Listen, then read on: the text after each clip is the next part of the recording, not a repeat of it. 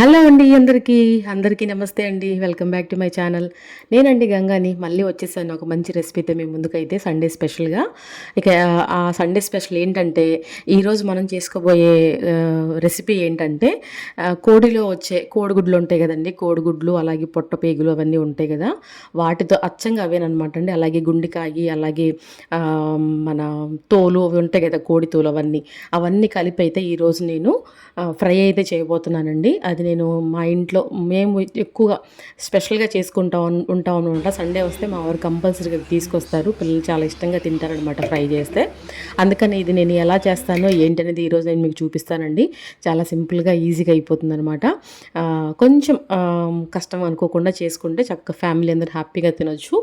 మనం ఈజీ అనుకుంటే ఈజీ అయిపోతుందనమాట. అమ్మో! ఇప్పుడు ఇంత కష్టమా అనుకుంటే కష్టమవుతుంది. సో, బట్ ఈజీగానే అయిపోతుందండి. నేను మీకు ఈజీగా చూపించేస్తాను. చాలా బాగుంటుంది. మీరు కూడా తప్పకుండా ట్రై చేయండి. ఓకేనా? ఇక వీడియోలోకి వెళ్ళే ముందు మన ఛానల్ ఎవరైతే ముందుగా చూస్తున్నారో వాళ్ళైతే మన ఛానల్ని సబ్స్క్రైబ్ చేసుకోండి. పాత వాళ్ళైతే మన వీడియో లైక్ చేయండి. ఓకేనా అండి? ఇక అదే వీడియోలోకి అయితే వెళ్ళిపోదామండి. ఫస్ట్ అయితే నేను ఇది శుభ్రంగా ముందు అవి పొట్ట పేగుల్లాగా ఉంటాయి కదండి, అవి అయితే చిన్న చిన్న ముక్కల్లాగా అయితే కట్ చేసుకోవాలన్నమాట. నేను దీంట్లో యాడ్ చేసింది ఏంటంటే తోలండి. మా వారైతే ఈరోజు పేరెంట్స్ చికెన్ అయితే తీసుకొచ్చారనమాట. నేను దాని మీద ఉన్న తోలు ముక్కలు కూడా అన్ని తీసి దీంట్లో అయితే కలిపాననమాట. దీంట్లో యాడ్ చేసుకున్నాను అనమాట. ఇక అవి ఇవి అన్నీ కలిపి చిన్న చిన్న పీసెస్ లాగా అయితే కట్ చేసుకొని చక్కగా ఉప్పు, పసుపు అన్నీ వేసి శుభ్రంగా కడిగి అయితే పెట్టుకున్నానండి. జాగ్రత్తగా 4-5 సార్లు శుభ్రంగా కడగాలన్నమాట ఈ చికెన్ అనేది. కడిగిన తర్వాత నేను స్టవ్ అయితే వెలిగించేసేసుకొని ఈ గుడ్డు షేర్ ముక్కలన్నిటిని కూడా నేను ఉప్పు, పసుపు వేసి అయితే ఉడకబెట్టుకుంటున్నానండి. బాగా ఉడకబెట్టుకున్నాం అనుకోండి, అందులో ఉన్న నీచు వాసన అదంతా పోయి మనకి ముక్క చక్కగా పర్ఫెక్ట్గా కనిపిస్తాకి బాగుంటుందన్నమాట. ఈ పేరెంట్స్ కర్రీ అనేది, ఈ పేరెంట్స్ చికెన్ అనేది ఆల్రెడీ దీంట్లో ఆయిల్ కంటెంట్ ఉంటుందన్నమాట అండి. మనం ఇంకా సపరేట్గా ఆయిల్ పోసుకోవాల్సినంత అవసరం ఏం లేదు. ఉడకబెట్టేటప్పుడు పోయాల్సినంత అవసరం ఏం లేదు. మనం ఉప్పు, పసుపు వేసి ఉడకబెట్టేసేసుకొని పక్కనైతే పెట్టేసేసుకోవాలన్నమాట.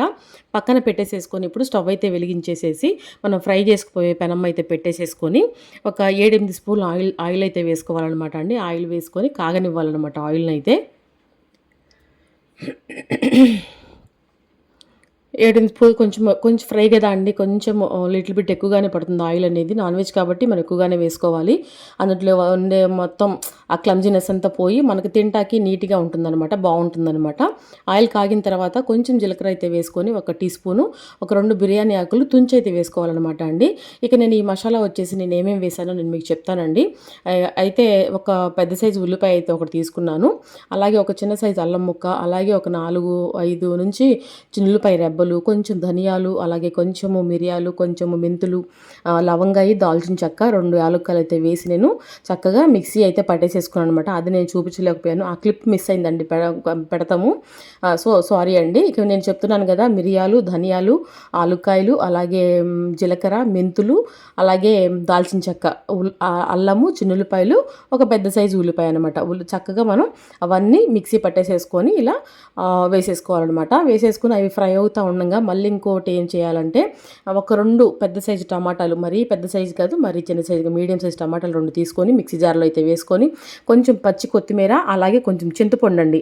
ఇది కూడా మనం చక్కగా గ్రైండ్ అయితే చేసేసుకొని ఈ వేగుతున్న ఈ మిశ్రమంలోకి అయితే మనం ఈ పట్టుకున్న ఈ టమాటా మిశ్రమాన్ని అయితే పేస్ట్ని అయితే వేసేసుకోవాలన్నమాట. వేసేసుకొని చక్కగా బాగా కలుపుకోవాలండి. కరివేపాకు కూడా వేసానండి. కరివేపాకు కొంచెం ఎక్కువగానే వేసుకోండి, ఫ్రై కాబట్టి టేస్ట్ చాలా బాగుంటుంది. ఇప్పుడు ఆ పేస్ట్ కూడా వేసేసిన తర్వాత బాగా వేగనివ్వాలన్నమాట అండి. వేగనిచ్చిన తర్వాత మనం ముందే ఫ్రై చేసి పెట్టుకున్న ఈ కోడిగుడ్డు ముక్కలు, అలాగే పేగు ముక్కలు ఇవన్నీ ఉన్నాయి కదండి, మన కోడి చర్మం ఇవన్నీ ఉన్నాయి కదా, అవన్నీ కూడా చక్కగా మొత్తము కొద్దిపాటి ఉన్న వాటర్ కంటెంట్తో సహా మనం ఈ మగ్గుతున్న దీని మసాలాలోకి అయితే వేసేసుకోవాలన్నమాట అండి.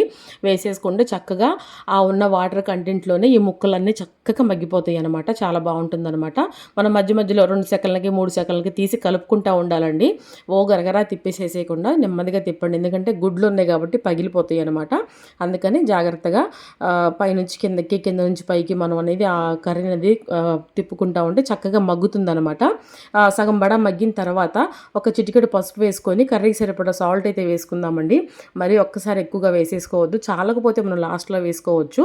కాబట్టి కొంచెం సాల్ట్ అయితే వేసి పసుపు కూడా వేసి కలిపేసేసుకొని మగ్గనివ్వాలన్నమాట అండి.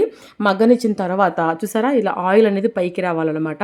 మగ్గిన తర్వాత ఇప్పుడు మనం ఈ ఫ్రైకి సరిపడా కారం అయితే యాడ్ చేసుకుందాము. 3 స్పూన్లు కారం అయితే వేస్తున్నానండి నేను. మీకు ఇంకా స్పైసీ కావాలంటే మీరు ఇంకో స్పూన్ ఎక్స్ట్రా కూడా వేసుకోవచ్చు. లేదు మాకు ఈ స్పైసీ సరిపోతుంది అనుకుంటే ఈ 3 స్పూన్ల కారం అయితే సరిపోతుందన్నమాట అండి.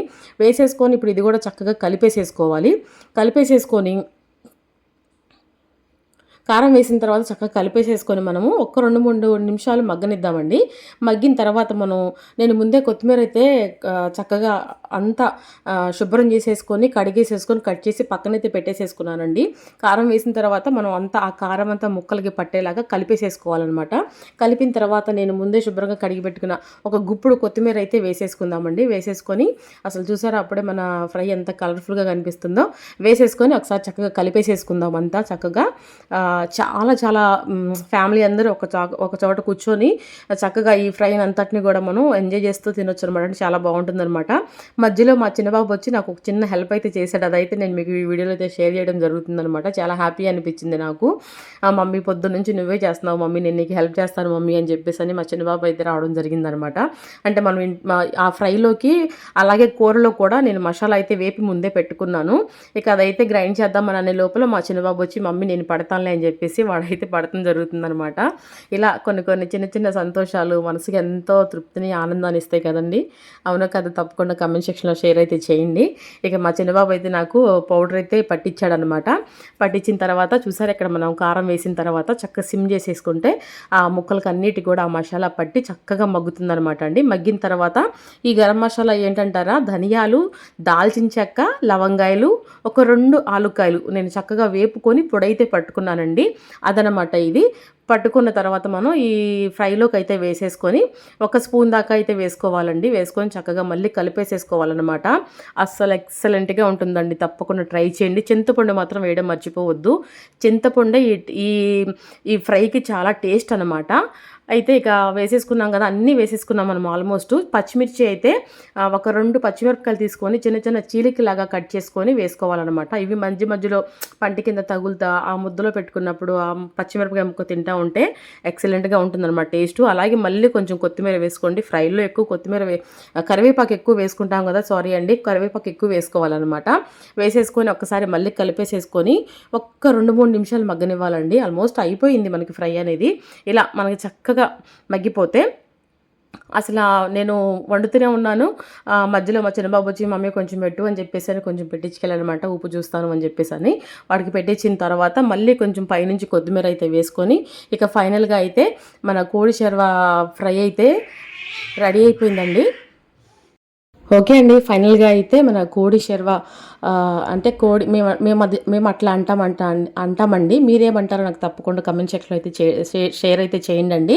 మా వారైతే కోడిగుడ్లు మన పేగు ముక్కలు ఇవన్నీ తీసుకొచ్చాను, అవన్నీ ఫ్రై చేయి, కోడి షెర్వా తెచ్చానని చెప్పేసి అని అంటూ ఉంటారు. అందుకని నేను కూడా అలాగే పిలుస్తున్నాను అనమాట.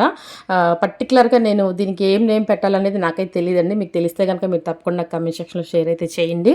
అలాగైతే ఫైనల్గా అయితే మన ఈ కోడిగుడ్ల ఫ్రై అయితే రెడీ అయిపోయిందనమాట. చక్కగా నేనైతే ఒక అరిటాకులకు అయితే తీసుకున్నానండి. తీసుకెళ్ళి నేను బయట అయితే పెట్టాను అనమాట. అయితే ఈ లోపల మా చిన్నత్త గారు కూడా వచ్చారనమాట. ఆవిడకి కూడా ఒక అరిటాకులు అయితే కొంచెం పెట్టయితే ఇచ్చాను. అసలు ఆవిడ తిని నిజంగా చాలా చాలా బాగుందమ్మా టేస్ట్ అని చెప్పేసి అన్నారనమాట. నాకు చాలా సంతోషం అనిపించింది. ఇలాంటి కొన్ని సంతోషాలు మనసుకు నిజంగా చాలా తృప్తినిస్తాయండి. మనం వండుకున్నది మనం తిని బాగుంది అని చెప్పడం కంటే మనం వండింది మన వాళ్ళు టేస్ట్ చేసి అసలు చాలా బాగుంది అంటే నిజంగా ఆ సంతోషానికి నిజంగా అవధులుండవండి. నిజంగా నాకు అలాగే చాలా సంతోషం అనిపించింది అనమాట. ఇక అయితే మా చిన్నబాబు మమ్మీ నేను కనిపించిన మమ్మీ అని చెప్పేసి వాడు ఒక చిన్న ముక్క తీసుకొని వెళ్ళిపోయాడు.